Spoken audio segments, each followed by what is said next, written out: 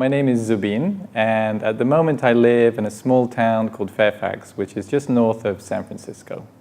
I came to yoga really not even knowing what yoga was. As I was a child, my grandfather used to practice yoga every morning. Every time I would go and visit him, he would be there in the morning doing his routines, and I would watch him.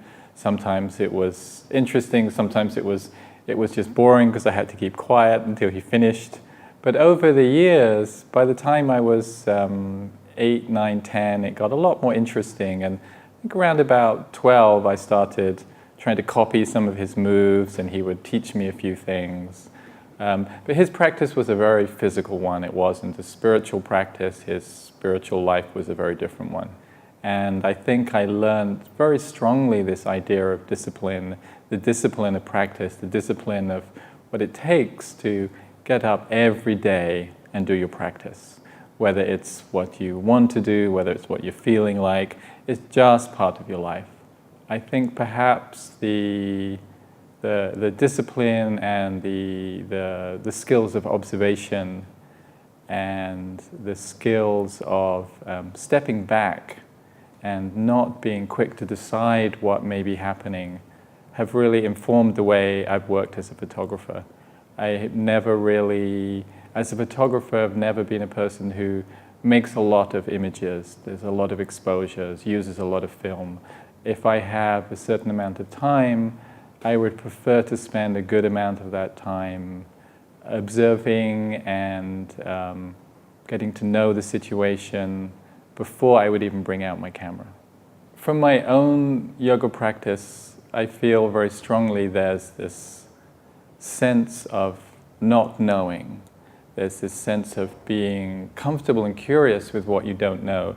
And in my practice as a photographer, I did a lot of travel photography. I would travel to many different countries around the world, doing stories for travel magazines. And that was a skill that I found to be extremely important. You'd end up in a culture you really had no idea about. And instead of trying to impose an understanding or push it into some place of recognition, the practice of yoga made me much more comfortable with just being in maybe a sense of chaos, maybe a sense of just not knowing. And then being able to observe that, learn something from it, rather than responding immediately. So I've had these two parts of my life, the photography and the yoga, and they were always very separate. But I came to a place where I really wanted to find a project where they would come together. And in recent years, I've been very interested in the practice of yoga in America, what is happening here, how the practice is changing, how it's growing. And I decided to do a project where I would go around, interview and photograph people who are practicing yoga today in America. Many of them were senior, well-known teachers, but also teachers who weren't well-known, people who were using yoga in the context of psychotherapy, people who were using yoga in deep crisis of their own lives. This was really driven from my own curiosity of beginning to practice yoga in this sort of public yoga world. My own practice, like my grandfather's practice, had been very private. I'd never been to a yoga class until a few years ago. And I was inspired and awakened by all these people practicing yoga around me with their own stories, their own experiences. And that's what drove me to look further and develop this project. And what I found was an incredible richness, a richness of experience, a richness of different ways of practicing. I know in India people often like to look at Western yoga and think, oh, it's all that aerobic stuff, it's lost its deep spiritual qualities. And that's not what I found. Yes, you can always find people who who don't practice yoga the way you want them to.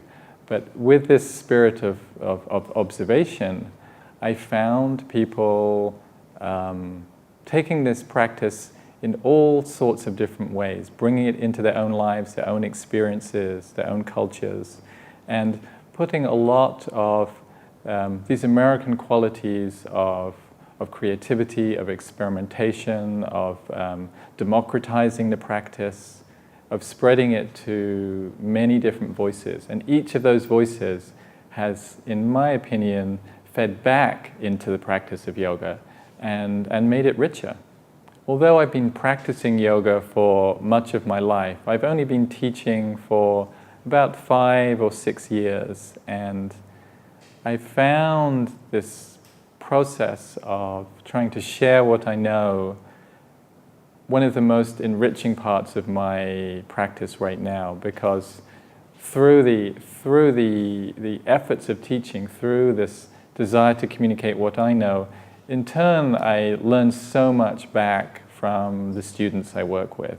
I've moved away from the commercial world of photography to really spend time to share this practice with as many people as possible. For me now in my practice, one of the most important things is this sense of community. We can use our private time on our mat, this very interior work, to explore our own selves, our minds, our breath, to get to get an understanding of our interior landscape. But I feel very strongly, hand in hand with that, is the community, is the sharing of these experiences and the sharing of this practice. And that's driven me now to make some strong changes in my life. I'm now directing a yoga studio in Oakland, Piedmont Yoga, building a sense of community there with teachers and students, especially with the people who come to do trainings and spend a year with us. We build a great sense of connection, and it's so exciting to see how each of these people is going to take yoga, express it in their own way to their own communities. Yoga is only going to be made richer in the next few decades by the number of cultures embracing it, learning it, internalizing it into their own culture, their own practice, and then sharing that with the rest of the world through this ease of communication we have. So I often hear from people who are interested in practicing yoga, or now yoga is becoming more and more popular. People have an idea of what it is. But frequently, the idea I hear is, that's something I can't do. I'm not flexible, I can't touch my toes, that's only for specific kinds of people. I could never do yoga. Well, I feel that there is no body that cannot do yoga. Yoga is not about flexibility, it's not about having to go deeply into these complicated pretzel-like poses. They may be appropriate for some people, but yoga is really coming into relationship with your own body, your own breath, beginning to be able to observe deeply and experience the world with a lot more subtlety, and experience your own actions and reactions in the world.